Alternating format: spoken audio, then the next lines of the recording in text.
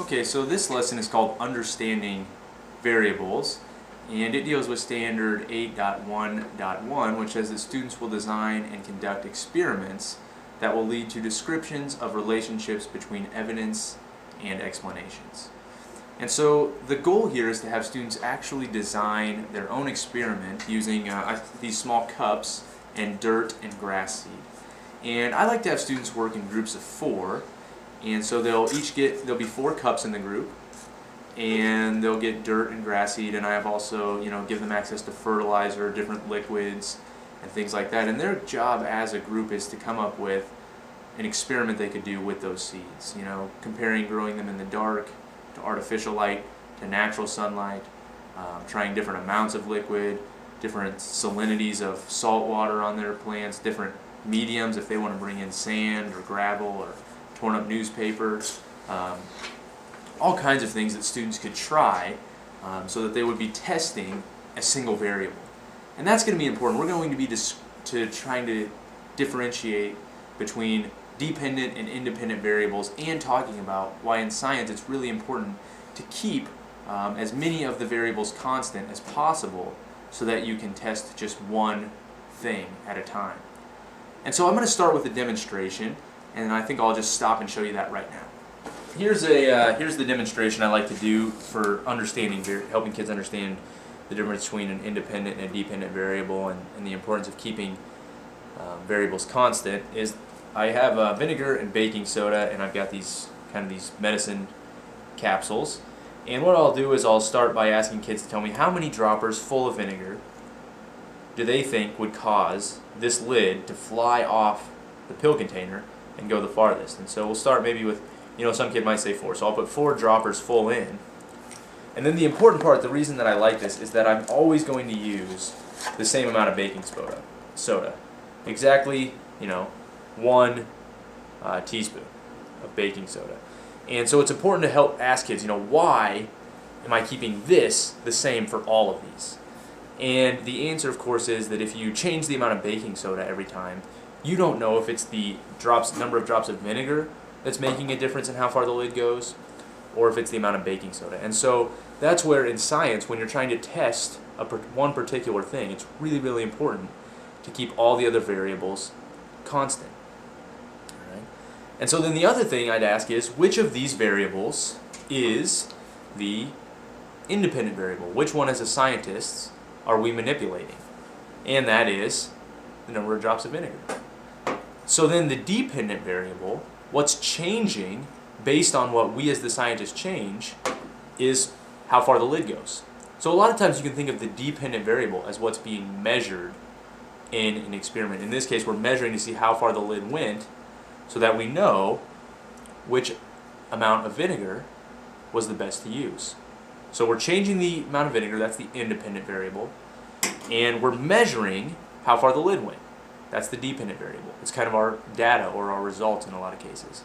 So anyway, then I dump this baking soda in here, put the lid on quickly, and the lid goes flying off and makes a huge mess. So the kids really like that too. It's an exciting way, there's a loud bang. It's like an exciting way to get the kids engaged in thinking about variables. Okay, so as you can see, that demonstration will help students to understand why it's important to keep the amount of baking soda, in this case, constant. Because if you are changing more than one variable at one time, then when we look at our results, when we're looking for that change that we're measuring, we're not going to know exactly why that change occurred.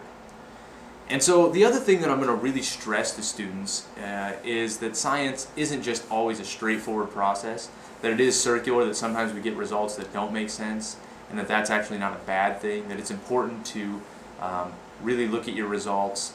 And a lot of times I think when we teach kids about coming to a conclusion about their experiment that they've done, we just want them to say, yes, their hypothesis was true, or no, my hypothesis was not true. But in this case, I'm going to have them come up with a hypothesis about how they think their plant's going to grow the best, which of the 4 different things they're trying is going to have the plant grow the best. Obviously, we're going to talk to them about how one of their 3 plantings needs to be their control group. That it needs to get just regular water, be planted in the way that grass is recommended to be planted, just below the surface of the dirt, and get adequate sunlight and adequate water. And so we need to have a control, it's important to remind kids, because we need to know for sure that what we've done has made the plant grow better. I mean, if you had 4 different amounts of fertilizer and the least amount of fertilizer seemed to make the plant grow the best, well, the reality might be that all the fertilizers hindered growth. And if we don't have a control without fertilizer to look back at, then we don't know for sure that the fertilizers were helpful. So that's just one example. So we're going to have them make a hypothesis, make sure they have a control, and then they're going to run the experiment for a week or 2 weeks or 3 weeks, however long you want to give them. Every day making observations and collecting data about, the quality of their plants. And that could be how tall their plants are getting.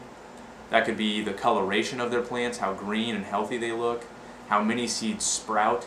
All of those things would be indicators that students could look for to see which method would be the best for growing grass. And at the end of their experiment, I would like them to come to some sort of conclusion. And again, that's not just yes, the hypothesis was true, no, the hypothesis was not true. That's more, why do we think this happened? So you do go back and look at your hypothesis, but then you start to think of other questions. Well, it didn't come out like I expected. Why is that?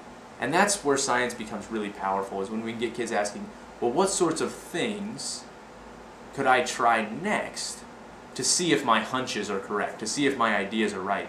And so experimentation and results always leads to more experimentation and results and more experimentation and results.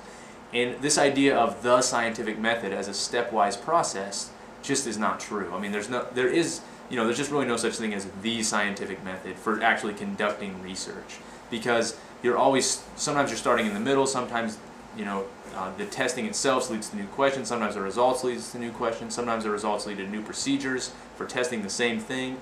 And so the idea of a stepwise process just really doesn't make sense to teach kids about science. The only time we really use the idea of coming up with a question, making a hypothesis, doing the test, and coming to a conclusion in that particular order is when we are writing a paper about what we have actually found or done.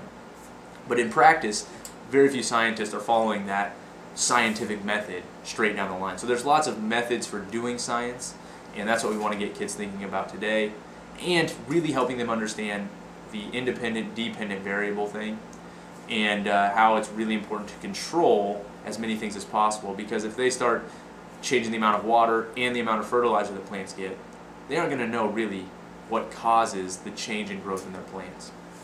And so again, there's a PowerPoint below this video that goes through an example of plants to help kids think about what their independent and dependent variables would be in their experiment. And in this case, their dependent variables will be what they're looking for, the health of their plants, and they'll have to come up with the parameters for determining how healthy their plants are.